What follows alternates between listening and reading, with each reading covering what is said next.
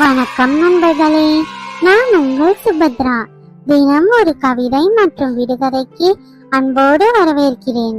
இன்றைய கவிதை: தங்கி இருந்த தாயின் கருவறை புனிதமானது, அதே போல் நாம் விழும்போது தாங்கிக் கொண்ட அப்பாவின் தோள்களும் புனிதமானது. இன்றைய விடுகதை: குண்டன் குழியில் விழுவான், குச்சியப்பன் தூக்கி விடுவான், அது என்ன? அதற்கான விடைய கமெண்ட்ல சொல்லுங்க. நேற்றைய விடுகதை: குலை தள்ளி பழம் தருவேன், குழந்தைகளுக்காக உயிரை விடுவேன், நான் யார்?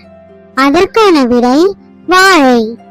நன்றி, வணக்கம் நண்பர்களே. மீண்டும் நாளை சந்திக்கலாம்.